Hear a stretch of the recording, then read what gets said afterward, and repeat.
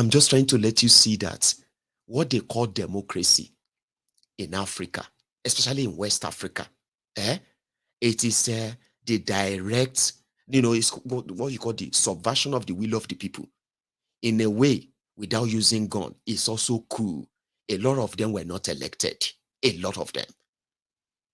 So how could you now call people that were not legitimately elected those who are so corrupt in their countries that a lot of their people will actually see them gone, if they can be gone, far, far away from that power?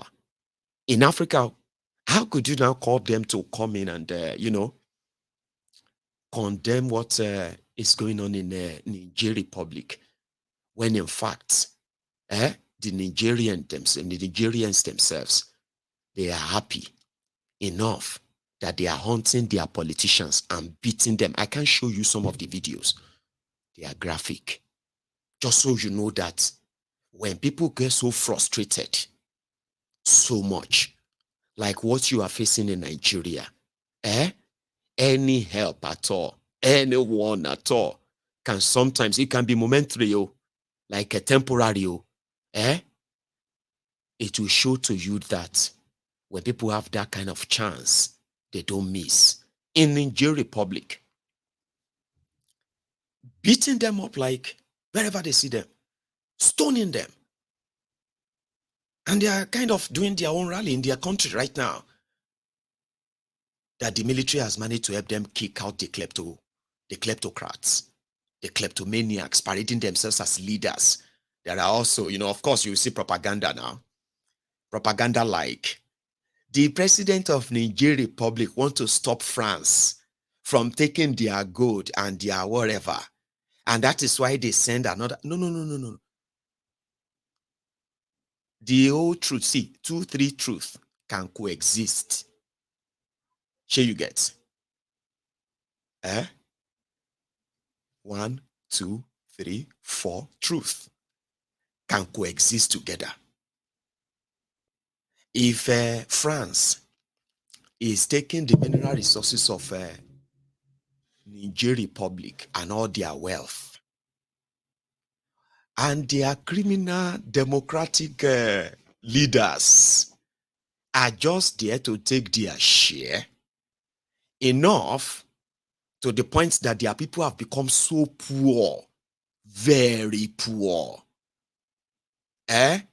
only for you to now start singing that, oh, they are removing me from power because I want to stop, show evidence, or else you go explain tire, no evidence. The real evidence on the street is that even with the little you have, una life are far, far, far, like times 10,000 better than the people that gave you the power. And that's what you have in Nigeria too. I know some of you can't wait. If something happen, maybe in a revolution or maybe in a military coup, anything, before you go after some of those politicians, even though you currently feel like they are so protected, but you can't wait. Some of you have seen some of the videos. A woman, they say she's a politician. One of the, like, she's not just politician, one of the public officials, elected officials or so, or more. A woman. I shared the video. Like few hours later, I was like, no, come on, this is so sad. They beat her, they stoned her. People came to rescue her. She fell and all of that because she was trying to, like, they said, they were hunting them everywhere. I went on to delete it and I was like, no, I'm not going to share that. But some of you have seen them on so many other places. So they are meeting in Abuja. I'm talking about the hardship. A lot of propaganda are also being shared in order to make you think whatever you are going through, it is going to be temporary. No, it's not temporary. Listen to me very well. I don't know how old you are. If you are watching me from Nigeria, look at me very, very, very well. Okay? I have lived long enough to be very honest with you on this particular one. Okay? Nothing goes up in Nigeria that ever comes down.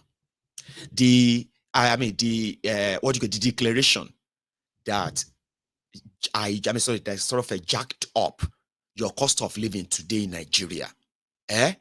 that it wasn't an accident. It wasn't something that happened by coincidence. They knew it was going to happen and they planned nothing towards it. They waited for your reaction and they found that it seems that you are still very much on probably the last dosage of Bokuwari's trauma on you for 8 years. You can't you can't protest. Okay? You can't do all that. You are so tired, weak, disoriented, and all that thing. That is the impression. So they went along with it anyway. Then they came back to come and explain to you what they are going to do. Why you are still going through that hardship every day. You are reading about things they want to do, but none of them has ever actually come around to, to simmer things down. No. So I've lived long enough to know this. So when it goes up, it stays up. And let me explain staying up. Okay? As it is right now, when they remove your subsidy, and as it is already affecting everything, your everyday life, including even your other, your main expenses like education for your children, your own health care, and so many other things that really matter in your life. They have all been affected now. A lot of you have resorted into trekking long distances, not even considering what your health conditions are because you don't even know. But the economic situation is forcing a lot of you to make a lot of adjustments that are not really human or humane. However, when they will pretend that your situation is going to get better, let me give you an example of what they will do. Currently, your liter of petrol, how much is it? 610 naira or 700. By the middle of August, that is going to get over, maybe before the end of August, it's going to get over 800 naira, 850 naira per liter, right? Now, around that time, they were hoping that they would have amassed enough kind of, dollars or money that they can then say, you know what? We're just going to pay the subsidy. Do you understand that?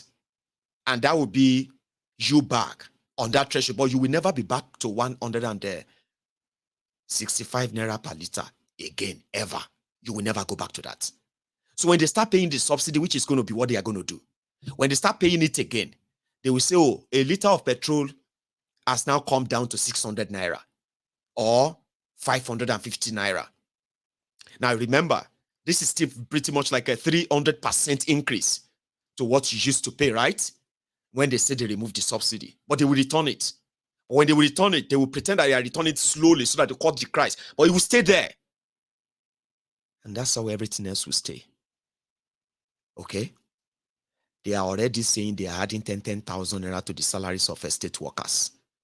Others are being encouraged to add 10,000 naira and me, probably give 10,000 naira as a palliative to the poorest in your local government and the rest of that. All of these are going to be temporary drama until you are used to where they want to put you and you stay there. I don't know how it's going to be for you then. Maybe your minimum wage will be increased to 45,000 or 50,000 naira.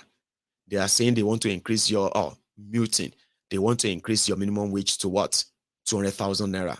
It's not going to happen. Do you understand? Already, some of the states are already paying extra 10,000 to make it 40,000 naira. That's the palliative they are promising you. 10,000 naira for those who have jobs, okay? Then the federal government, we have also increased the minimum wage to 50,000. That's them as saying they are adding 20,000 naira to your salary. And guess what?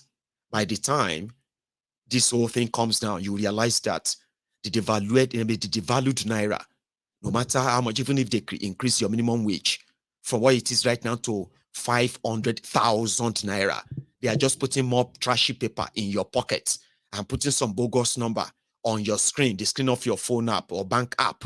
The worth of that money with what they are doing will continue to make it 500,000 will continue to look like 50,000 naira. And they don't even have a plan of giving you that much. That's what actually makes it even worse. So everybody will stay there. More people are going to delve into poverty. More businesses are going to fold up. Okay? But these guys, they're going to spend more